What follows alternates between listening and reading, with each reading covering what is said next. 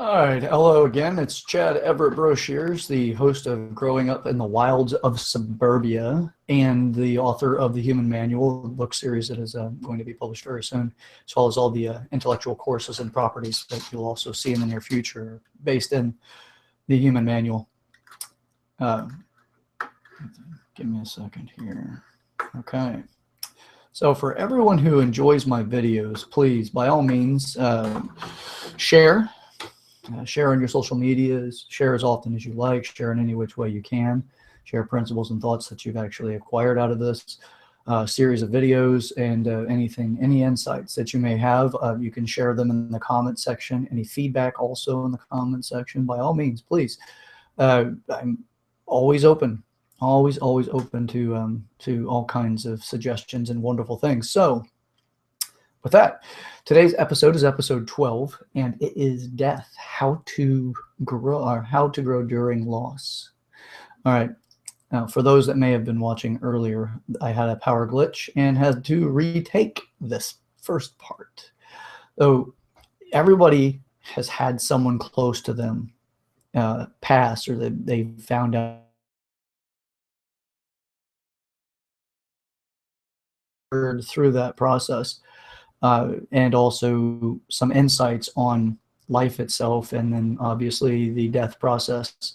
I'm going to avoid some of the religious topics, just at the fact that that's a large conversation, and it's more of you get into that, it's opening up the doorway for debates, and that's not what the intention of this video is for. But by all means, if you're interested in having some intellectual discourse with me about differing viewpoints on religious versus non-religious perspectives in life and death, of course I'm open for it by all means, but that's not the intention of this video. The intention of this video is to give people a way of moving through loss. We're all going to experience death in our lives, and then at some point we will also, everyone watching this video will also die.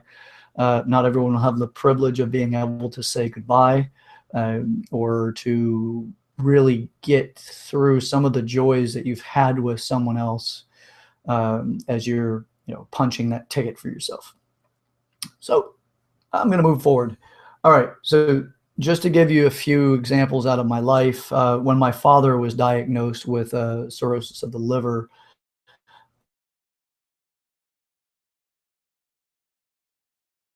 when he was 17 or 18, he started drinking shortly after and never stopped, really. I mean, short little breaks within a week, just for work purposes. But throughout my entire life, that my father was involved in my life, which was up until the age of 26 when he passed, he was an alcoholic.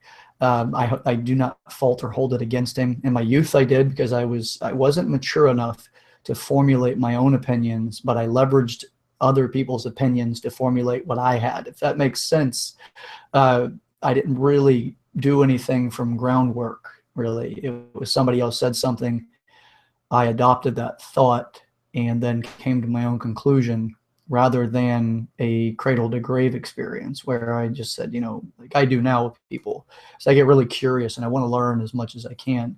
So my father, when he was at the end of his life, I spent a good deal of time dodging his phone calls. Now, he lived over 3 hours away from me. He was retired. He fell right into the statistics. The average guy after they retire live about 3. There was a large percentage of men that do that, not quite as often, or as often for women. And I'll go into that in a later video series and some of the training on mastering you in relationships. So, because there's business too as a relationship. Anyway, so my father, once he was diagnosed as being terminal, his greatest fear was dying in a nursing home, and he was in a rehab home or clinic, which was really a nursing home that had some physical therapists on site that were there with the intention of helping people grow through some, whatever their challenges are. But intentionally, though, it wasn't really for people to recover as much. So once my father got to a certain point, they suggested hospice for him. At this point in time, my parents had gotten divorced, which was a year before I knew they were even divorced. A little background on me as well is I'm one of 6 boys. I'm the second youngest of 6 boys. And there's 4 of us total left. 2 of my brothers have passed away. And I'll touch on that also because I've had death around me most of my life. So for the people that died like my father did, he was in hospice for because there was no barriers once he retired from getting drunk as soon as he woke up till he fell asleep or passed out. There was no barriers for him. And the only people that really wanted to be around him, because his alcohol got so excessive, his entire family tried moving away from him, including myself, because I was 26. I was trying a lot of things, finding myself a lot of different ways. And I felt my father's influence was more of a distraction and challenge to me. As he was also very manipulative, but I don't hold that against him. He was also extremely charming. But for us, we saw it as manipulative. For people on the outside, commonly found it to be charming. But anyway, regardless, he managed to manifest his own way a lot of times in other people's lives. Again, not as a negative. That's not a negative observation whatsoever. It's not a suboptimal idea. It's just what he did and how he lived his life. Now, at the end of his life, my older brother got involved. The oldest surviving brother got involved and basically ostracized my father from the rest of the family, isolated him, and basically did what he wanted at that point. So I'm the only one of my brothers. Don't know if the oldest, which is if he had actually had the ability to say goodbye to my father. But I had to sneak up.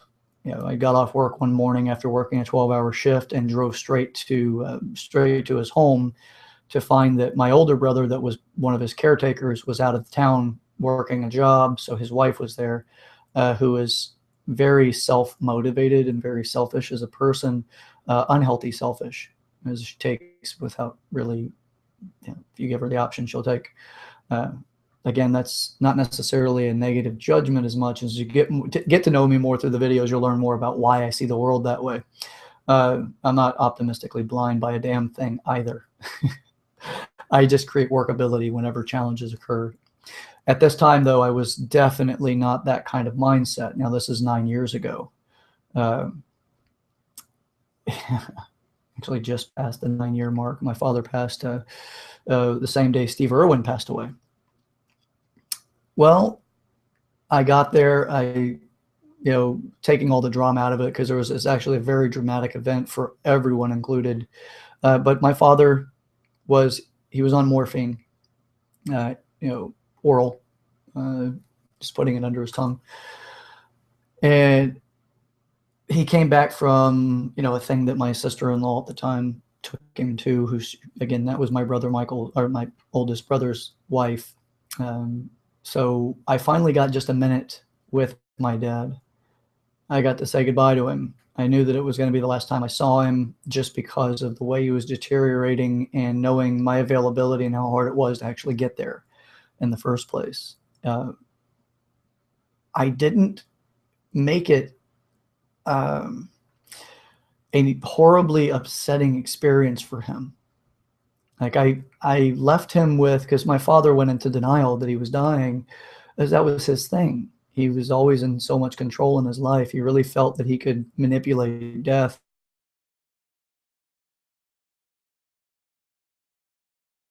And then he was trying to make plans with me and everything. And I was, going along with him, because it's just, I didn't know any better. And I still to this day don't feel like there was anything that I did that was wrong in this scenario. But he was sober for a couple of months at this point, because he couldn't drink. Once your liver stops functioning, you're not drinking anymore. Or if you do, you're not going to be around very long at all, especially with the medications they had him on to ease his pain. So when I said goodbye to him, I knew it was the last time. And this just so happened to be the day, my youngest brother's birthday, the exact day of his birthday. And then 5 days later, it was 5 days later, my father passed. My mother didn't get to say goodbye. thanks to, the interactions of my oldest brother and his wife. I, again, don't hold that against them personally, but that's up to.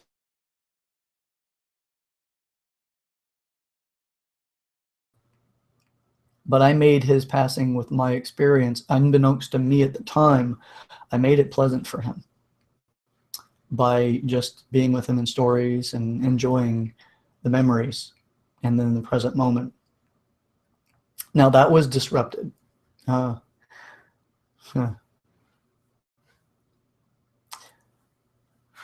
It's a great conversation piece. You can still see that there is some wonderful residual.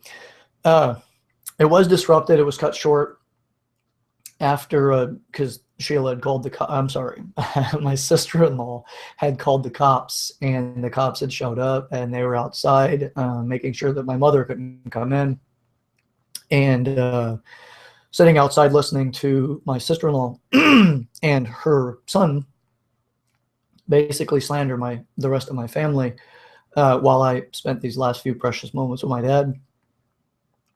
And then when she broke away from that, she came in and just hurried to the refrigerator, grabbed a bottle of morphine, and gave him a dose. And anyone who's familiar with morphine knows that once a dose goes, once the dose is put in, it affects very quickly. Morphine will knock you out very effectively, and it puts you, well, it doesn't necessarily knock you out every time. What it did to my father is it put him in la la land. He went incoherent within less than 2 minutes after she had dosed him. She said, "Are you feeling any pain?" Before she gave it to him, and before he could answer, it was while he was opening his mouth to answer, she had just darted this little eyedropper thing from the bottle right into his mouth, dumped it in, and then moved on her way, because she just knew that he wasn't going to be able to continue the conversation. And my father was deathly afraid of her for many good reasons, but of his own making most of the time. But anyway, so that was it. I got to say goodbye to my father, and I didn't sit and wallow in the loss of him in front of him and enroll him in how bad it is that he was going to pass or how upset I was going to be. He knew that I loved him, and so he got that experience out of me, and I allowed him to pass with ease, knowing that, that I was there. He didn't pass right then. He died again, like I said, 5 days later, roughly. But anyway, that was considered. It was, if I had had more time with him, of course. What I would say is that you can express yourself, live in a memory with that person, and create new memories without necessarily just actually laying all the sorrow onto their plate as if they're dying is something wrong. We're all going to die, and that's not a wrong thing. It's your attachment to life, and that we should live a predestined timeline. So a lot of us have this incredible belief that we're going to live to a certain year, right? Like everybody's supposed to live to 75 or whatever statistics say. There's plenty of people that don't get to grow old. And then what we say whenever somebody's not able to grow old is something's wrong. That's not right. You shouldn't. Oh, I'm so sorry about your loss, and that's so unfortunate, right? That encourages people to keep the cycle up. Now, imagine for a minute if you were the one dying, and all of your family was around you. Now, initially, you would want to know they care about you by the expression of emotions, of course. That's the way we are as human beings. But to make them and continuously force them to know they're dying and continue to remind them that they're dying is like you being broke and people continuing to remind you that you're broke, and they're treating you like you're broke, right? It would infuriate you to a point. It almost certainly, like just continuing to, because you're not giving them the time to express themselves how they want. It's like you're dictating how they need to express themselves. That to me is just, I get why people do it, because they're immature in their development of loss and death. They're just, because they're taught, everyone's taught. I've been taught, and for the most part, not everyone, but for the most part, have been taught that dying is something wrong. It's not. All right, let's just put it that way. It's going to happen to all of us. It's part of the process. Now it's a matter of opportunity to mature to the point of healthy deaths, right? Doesn't mean you die healthy. That'd be nice for everybody if they actually had the opportunity to die healthy. But first we need to define what healthy is. And most people have no working definition of health other than free from disease. But then there's performance levels and all the rest of the stuff. You actually have to create distinctions on what healthy is. But that's not the purpose of this particular video. So you have healthy deaths are healthy in relationship. Death is what I'm really referring to. It's fine to express yourself. Don't suppress anything. Just let the person understand how much you care, and then live with that person for the rest of the time they have to live, because life is becoming a very short budget for them at that point, and you don't know the rest of your budget. But you do know at that point that it's very likely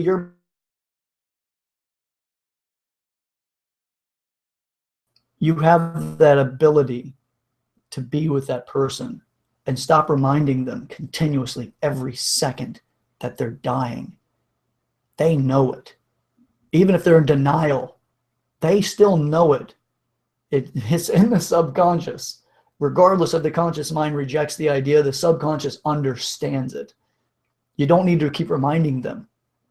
You know, I've been in experiences where I was fine and welled over the situation with all the emotional impact, and I was cognitively aware of what was going on. And when people would talk to me about it, they kept trying to pull me back to the emotion.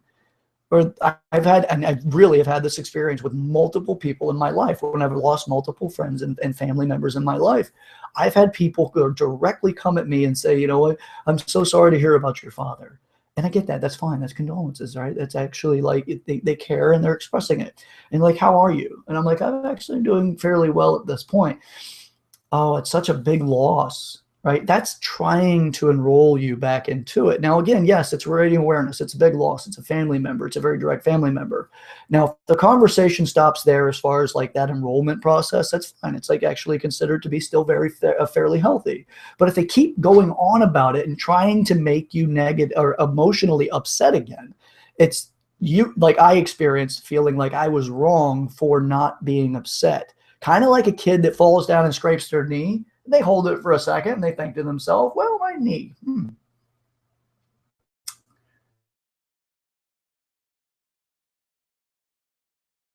Freaking eyes out, right? We've all seen that. Or they fall, they hit the whatever, right? And you look at it and you're like, holy shit. How is that not overcoming that kid with pain? Then the kid sees you looking and you got that look on your face, and the kid says, maybe I should be crying. And then boom, waterworks, and it looks just like the last time whenever they actually did get hurt. It's freaking perfectly similar or almost exactly the same, right? And you're like, oh, they're faking it. Right? That was my experience whenever they were trying to draw me back into that. And I've experienced it regularly. Now, that's not them doing it maliciously or any form of malice at all. It has nothing to do with that. It's the way that we handle death and how we believe we're supposed to behave with people when they're dying or whenever someone has experienced loss.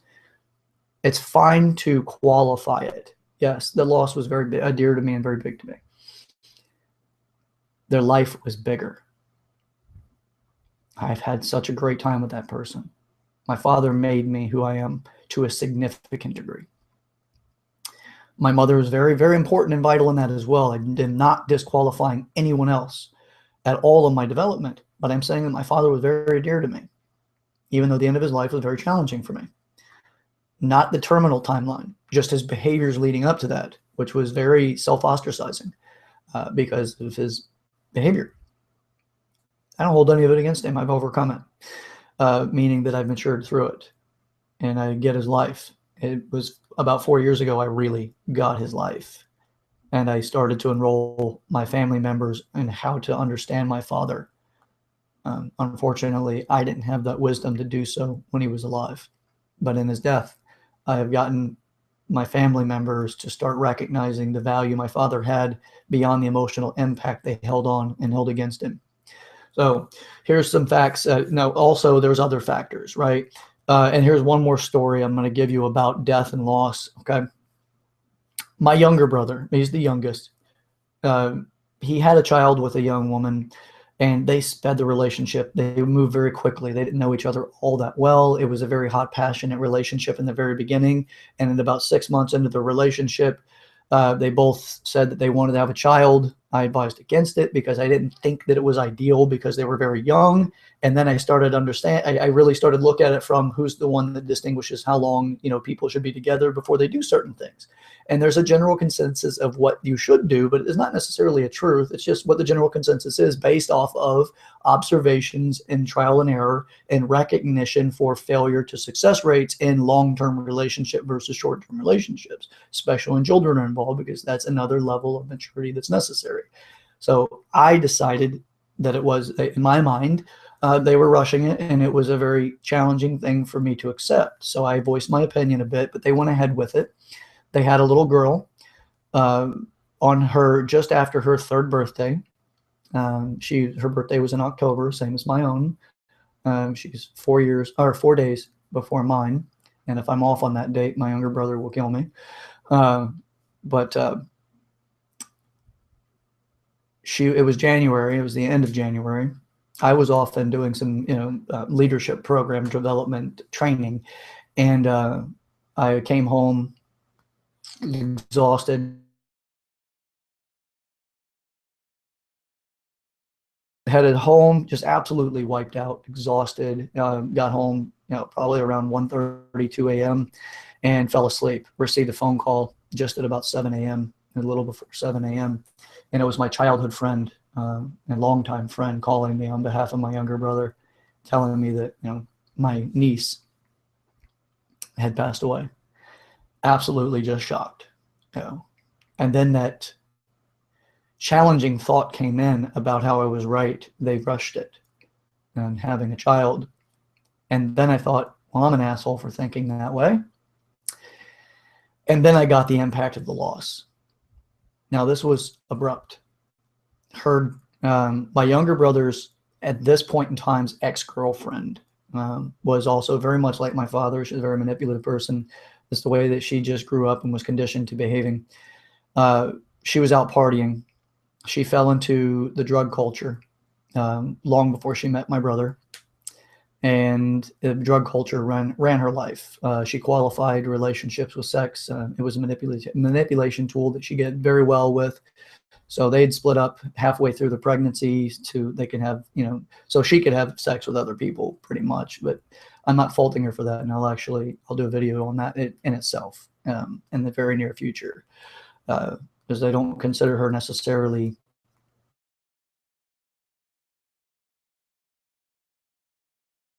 impactful consequences for her behavior that has really and very strongly affected my family, predominantly my younger brother and mother. So the particular weekend this happened, right? I came home after some intense training and leadership, and I get the call that morning. And then I immediately tell my landlord and also roommate what happened, and I got to my hometown as quick as I possibly could to consult with my family and to be with them during this time of mourning. And what happened was my niece was with my brother throughout the weekend. He got the call from my niece's mother to bring her home or back to her house, which is just a neighboring town away. She was going to be home early. She had been partying all week, and somebody was watching her two boys. And then my younger brother took his daughter over. He recalls the exact everything about that moment. Exactly. And she passed in 2011. And this is now 2015. So it's a daily playthrough that my brother deals with. But so he, took his wonderful and beautiful, very intelligent daughter. I was very impressed with their level of intelligence. But I digress. Took her to her mother, dropped her off, said, I love you, kissed her, and then got back in the car and headed home thinking, really nothing about the situation or, anything really. It was, kind of routine at that point. And then the next day he got the call. And what had happened was after coming home from partying, my niece's mother had a pill. They call their street names are Roxy's. And I believe it was an 80 milligram, or it was a very large dose that even adults are warned on taking for pain. And she had taken this pill out of her pocket, put it on her end table, and went and took a shower. When she came out of the shower, according to what she told detectives, is she looked for the pill, couldn't find it, didn't think anything of it, proceeded to make dinner for the kids. Her daughter to bed. They went to bed themselves, and in the morning they found her cold and limp. So that's kind of the story with that. She's still currently spending, she was sentenced to 2.5 years in prison for this, but that's still, it's a digression. Just so you understand the degree of experiences that we've had in my family, and this is not the only ones. I've lost 2 of my brothers as well, one while I was alive, and the other, interestingly enough, was also 3 years old when he died, which was before I was born. And my mother had to deal with losing, one of her sons to spinal meningitis at 3 years old. So the coincidence, my niece passed at 3, and so you can see why my mother is really impacted by this, not just the loss of this little girl, but also the loss of her son, and his name was Kevin. I don't mind sharing that. So, how to behave when people are lost. I've experienced all 4 of my grandparents passing. I remember where I was for all 4 of them when I found out. I wasn't anywhere near them to actually go through the gift of loss, or the gift of passing with them. But I remember where I was at. So healthy mourning, again, is really just letting them know that you care, and then living with them at that moment, and stop trying to drag them into reminding them that they're dying. They know it. Imagine that being your situation. Don't tell me you'd think that you'd forget it, because I know that if you did think you'd forget it, you're denying and you're lying to yourself. The wisdom of it is how to behave moving forward. Knowledge is one thing, but what knowledge is in the ability to predict an outcome to a high level of accuracy is what we'll consider being wisdom. Because when your words come to fruition, you would describe that as being a wise thing. And most of the time, this is pretty much what is one of the characteristics of what they call wise people. So just being aware of this is how you can actually help someone in their passing. The acceptance of their passing is another valuable factor to take into account.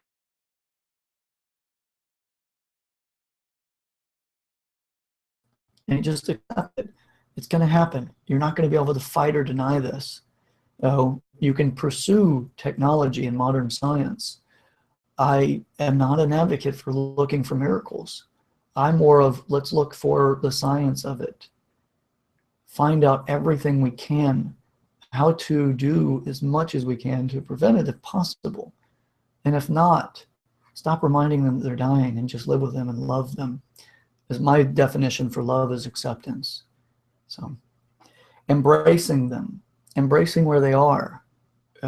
Get curious about how they feel about it, and then help them get more value to all of their life, and stop trying to remind them of their death, their inevitable death. I lost a good friend, Gary, to lung cancer, and he was awesome. One of the most insightful people I've ever known. He was awesome. He didn't need to be reminded he was dying. He didn't have to be reminded at all. As soon as he actually accepted that he was dying, after he realized that his cancer treatments weren't going to work, and they weren't working at all, no matter what he tried, they just didn't work, he finally accepted it. That's bravery. I just accept it. I'm going to die. I've got this much time left. People formulate a bucket list, and on that bucket list, I can promise you, is not spend every freaking day remembering that you're going to die. Do something about it. Do something that you want to do and experience as much as you can with the abilities you have left. So this is the final aspect of it.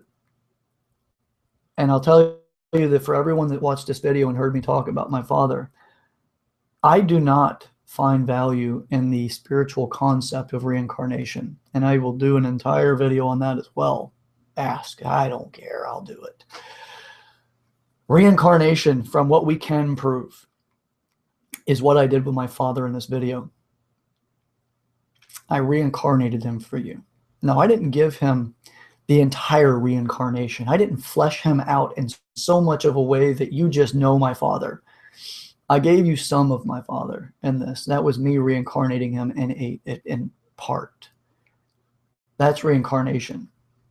It's the psychological factor that paints another person's life in your mind that gets you to experience that person, that brings them to life for the other person. It's a very enrolling story, so the other person feels that other person's life, the life you're expressing. That is reincarnation for me. I reincarnated my father in this video. I reincarnate him all the time. When I share his stories, my experiences with him, the love and joys and the hardships and everything that I had with my father, I deny him no experiences he's ever given me. And do I hold any of those experiences against him? No. I embrace all of the experiences I had with my father, from the greatest upsets I've ever had to the most loving moments, all of it. All of it. That's reincarnating. That's one of the things that I can prove as reincarnation. I cannot prove the spiritual context of reincarnation. So you get to that, you get that privilege. You can reincarnate that person's life to that person.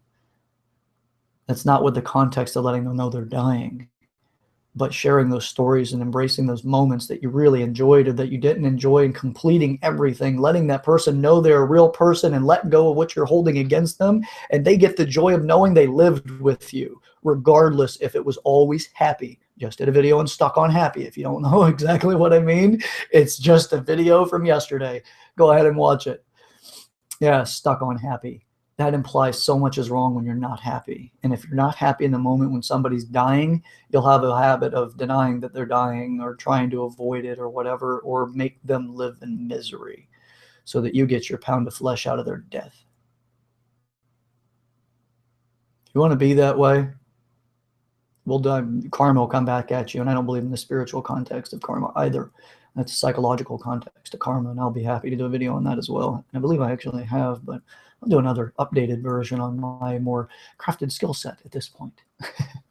All right, guys. Well, this is pretty much it in summary. You don't have to mourn people to are dying in order to make them qualify they're dying, or even to qualify for yourself that they're dying. Grow the frick up, man. You don't have to do that stuff at all. And I don't mean grow the frick up as something sort of like condemning value on you, but more of, dude, you can make their life at the end as fruitful as their life was in the middle and the beginning. But if you keep reminding them they're dying, most of the time it's just stricken with sorrow. They already have a disease in body, most likely.